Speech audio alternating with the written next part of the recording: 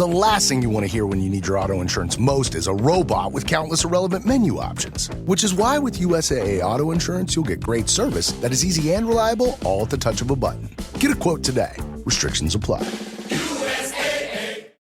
ChatGPT Plus is free for college students through May. Here's the thing. You've got a lot to do between now and then. Studying for finals, writing papers, trying to keep your life on track. And ChatGPT can help with all of it. It can quiz you for your econ exam, make a study guide from your French notes, plan out your meals and study breaks. It can get really specific on how you like to learn. It can even help you come up with ways to stop procrastinating. So from now until summer break, take advantage of all the ways ChatGPT can make your life easier. Restrictions apply.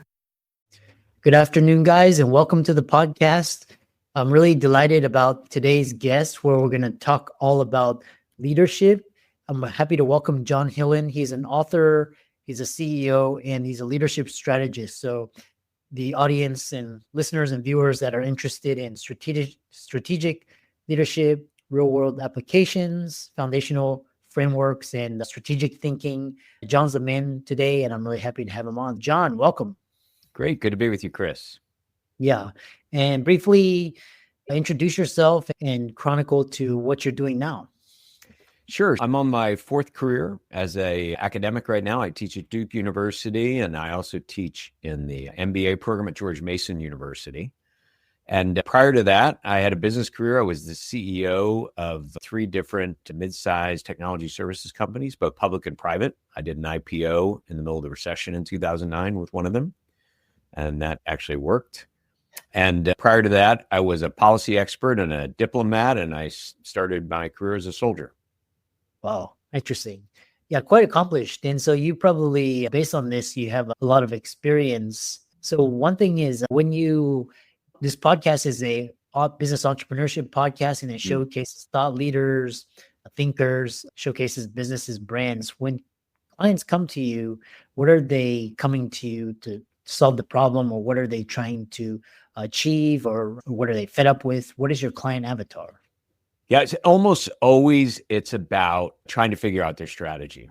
So I teach strategy, I teach you business strategy, I teach it in other dimensions. I'm a trained strategist.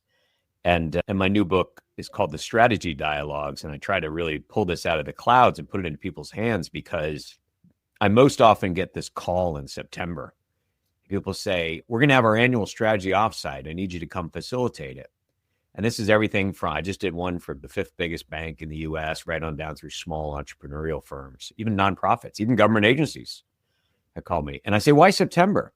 And they say, this is when we always do our strategy. I say, wow, that's amazing, because you've tamed the entire outside world and all its complexities and all its dynamics and all the changes that swirl around you, so that they all only need to be talked about for 2 days in September.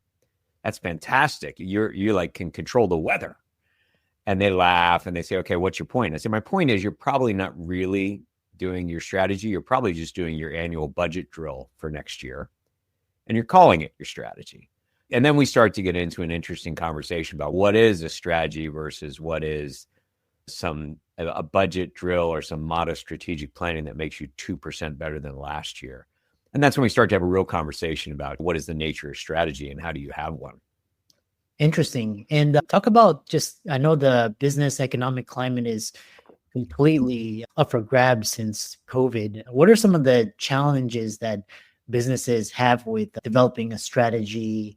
Talk about that first. Yeah, you put your finger on it, Chris. There's a lot of reasons people want to avoid having a strategy. And a strategy is a longer term game plan to move your organization from where it is now to a more advantageous position in the future.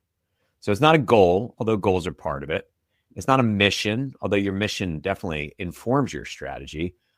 It's a complete blueprint with a series of moves that all interconnect and contribute to each other that move the organization forward. And it usually involves every part of the organization, the people, the processes, the suppliers, the buyers, right? It all has to happen at the same time. It's pretty comprehensive, and it's oriented towards the future. And if the future is uncertain, as you just pointed out, or the future looks a little scary, or nobody can predict it, and we're always bad at predicting the future, then that may cause people to just say, you know what, this is an impossible assignment. I shouldn't even think about it because it'll change tomorrow. And it's a common resistance I get to doing strategic thinking. But what I tell those people is I say, then make the opposite case to me, which is that even if the future is highly contingent, even if it's hard to predict, even if it's changing rapidly, make the case to me that you want to ignore it and let it just happen to you like the weather. Instead of knowing, maybe if you only even know a couple of months in advance, what's happening with technology trends, what's happening with consumer behavior, what's happening with funding, sources of funding, the capital markets. And very few people can successfully make that argument. They want to ignore the future. The future is going to happen whether you want it to or not. Better that you can have an organized way to face it and frame your plan going forward into it. Interesting. A follow-up question I have for you is a lot of, for example, the previous guest was a marketer, and she was saying marketing and sales go hand in hand. Talk about strategy and execution, how those two work together. Yeah, absolutely. And I think of marketing as a kind of cousin of strategy because they both fundamentally are seeking the same thing, which is to be in a distinctive position in the market, right? No marketer wants to say, my thing is the same as everybody else's. You'll never hear them say that. They fight for differentiation. So too with strategy. Ultimately, at the end of the day, it's about giving an enterprise, a company, whatever it is, enough differentiation, distinctiveness. But that has to be at a point of competitive advantage. So for instance, there's no use for Apple to try to seek distinctiveness for having the lowest priced phones. That would completely undermine their actual strategy, which is based on building these amazing high-end phones. So that it's not just being different for its own sake. It's being different so you can move to a point of greater advantage. And then you got to get it done. And that's the execution piece. I have a whole chapter in the book on the common foibles of execution and where if you launch a new strategy balloon, where does the air leak out? And it turns out there's been studies of hundreds of strategies that when implemented delivered less than they promised. And when you look at all those studies, you see very common, very predictable human reasons why a lot of strategies don't deliver their full bang for the buck. So I lay all this out in a kind of a fun dialogue-driven way in the book, which is, what I think Patrick Lencioni blurbed it. He thought it was fun to read, not just a really practical guide to business strategy and strategic management. But putting those pieces together is sometimes difficult for people, the thinking piece and then the executing piece. Yeah. And for the audience, John's book is The Strategy Dialogues, which we'll get into more depth later in the conversation. No conversation about business or strategy is complete without talking about artificial intelligence. And you talked about long-term thinking, but artificial intelligence is changing by the day. So how should leaders be thinking about AI when they're incorporating into their strategy? Yeah, for sure. And it can change everything. What I would say, and the last company I ran was very heavily driven by artificial intelligence and building machine learning models. It was bought by Booz Allen in 2022. So a very high-end tech company. So I know a bit about this. But when you look at the overall strategic process, which involves a bunch of analysis, perhaps some data collection, although I warn people, data is known. And therefore, if you rely on basing your strategy on known data, you're chaining yourself to the past. Whereas strategy, you need to lean forward into the unknown future. There's no data about the future. It hasn't happened yet. So you got to be careful about that. But you do need to do analysis. You do need to do hard thinking. And you do need to look for patterns in your operating environment, and how they interconnect with each other. And AI can really help with that. All that crunching, all that thought processing. And I think AI is particularly good at intelligently speeding up cycles of thinking or business or processes that just require time. But half of life is analytical, and the other half is judgmental, as a mentor of mine once said. You have to be able to do the analytical to have the right to do the judgmental. And AI, I think judgmental is where humans are going to keep their edge over AI, because it involves an intelligent bet about where prices are going, where consumer behavior is going, what competition might do when you actually don't know it, but you can maybe sense their options. And I think that is going to be a judgmental exercise that human beings will still be able to beat AI on. Whereas I think AI is terrifically good for a lot of the analytical work that needs to go into feeding the judgments. The other, very interesting. And it's the other thing is talking about strategy is especially with big corporations. And when you look at like major corporations, they have this template, this strategic template, and to veer off from it. But if you look at, for example, some of the most innovative companies, Facebook, Google, Apple, they've sometimes veered off of this strategic framework. And how should a company be viewing off the beaten path of strategy when implementing these principles? Yeah, I think you've got to be pretty flexible. I always tell my students in my strategy class, there's only one right answer ever in strategy, and the answer is it depends. And for students who are used to finance or operations management or accounting or engineering or something like that, right? They want the formula, and they want, if you do the right inputs, everybody gets the same answer. And my answer is it depends. So the strategist seeks for, on what does it depend? And so whether you are gritty and persistent and stick to your original strategy through thick and thin, which can be a great set of qualities, persevering, grittiness, or whether you flex to deal with changing circumstances and how often you flex, that just depends on the situation you're in. If you flex too much and respond to every little change in the market environment around you, you'll simply find yourself wasting energy and jumping from one lily pad to another. And you can't have any strategic continuity. On the other hand, if you stick to your plan, your strategy too hard, and the fundamental assumptions that underpinned it start to change and you carry on anyway, then you're just being bullheaded. I call the book The Strategy Dialogue because one of the points I'm making there is if you even have this conversation, like if John was for sticking with the plan and Chris was for amending the plan because things had changed, the fact that we would even be in a room having a conversation puts us in the 90th percentile of companies because we're having the right conversation about the right thing. And we've got our strategic minds, not our task accomplishment minds. How do I get this done by Friday? But we've got our strategic minds. What is the shape of the future and how should we amend our journey to be in the best position in that future? We're having that conversation. And then a follow-up question. So, we'll dive into the book. And so your experiences as a professor, you got a assistant secretary of state and public company CEO. What are the key takeaways from your book, The Strategy Dialogues, and what is the impact you hope it'll have on readers? Yeah. The real key takeaway is that strategy is a way to think, not a what to think. And what I do in the book is I outline the strategic thought process and how you use it. And I have the 10 most common kinds of strategic issues that a company might ever face in the book.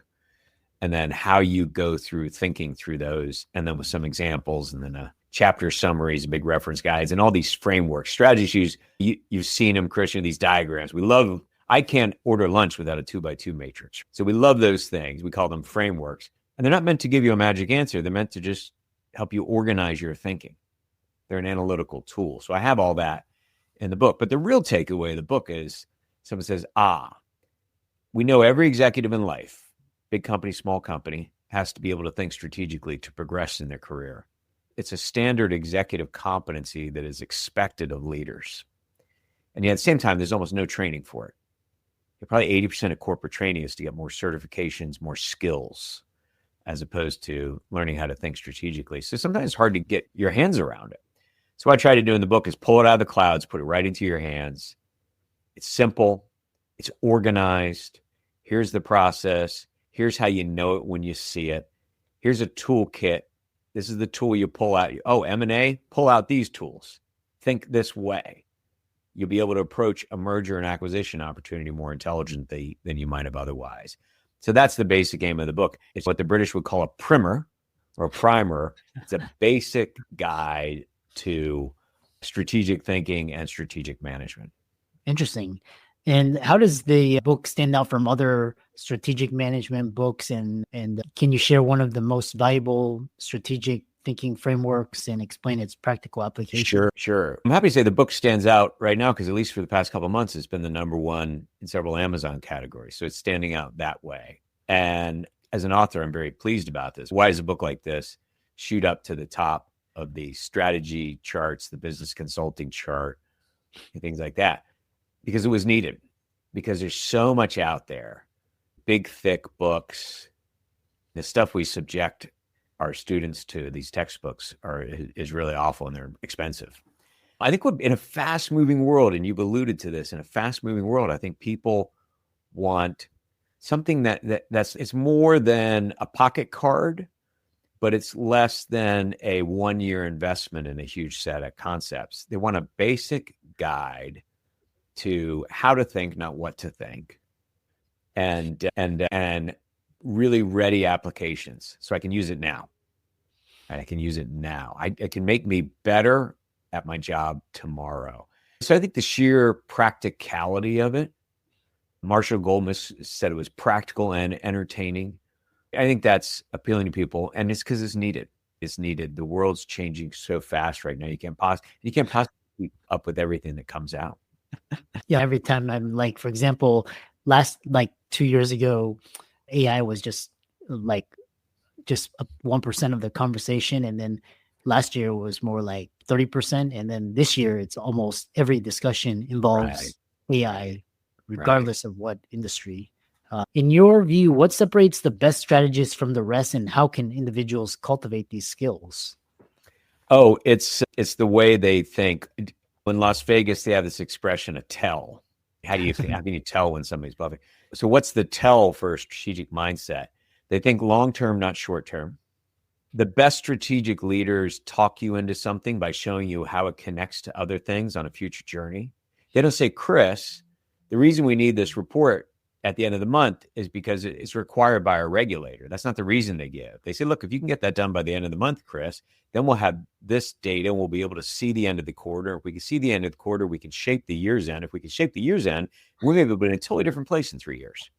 So that's like a strategic action logic. They're big picture, not small issues, the best strategic thinkers. And they don't break problems down like an analyst. They pull stuff back together. The best strategic minds, the best strategic leaders look at the way ecosystems connect with each other and influence things. And obviously, one other quality, the best strategic leaders are realistically optimistic. If you say, hey, boss, I've got a real problem, they say, let's reimagine your problem as a set of different possible paths to a new future.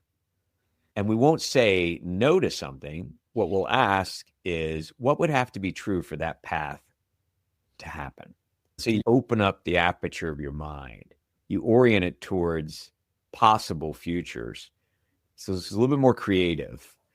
And so those are the strategic tells of a mind of a leader who's really thinking big picture, future oriented, long term, and realistically optimistic about how do I be creative and drag people to a better future. Interesting. How can people connect with you and check out the book and learn from you and reach out to you? Yeah, so my website's johnhillen.com. I imagine you can throw that in the show notes, JOHNHILLEN. And then, of course, the book's available everywhere. The audio version is out now everywhere but Audible. They take a little longer to finalize their versions, but it's out on Spotify and Barnes & Noble, Google Play, and Apple Audio, all that stuff. And yeah, I hope you can check out the book and some of the arguments around it and some of the things on the website. Excellent. I really enjoyed this conversation. And for all the listeners and viewers, be sure to check out the book in the show notes. And thanks so much for coming on. Great. Thank you, Chris.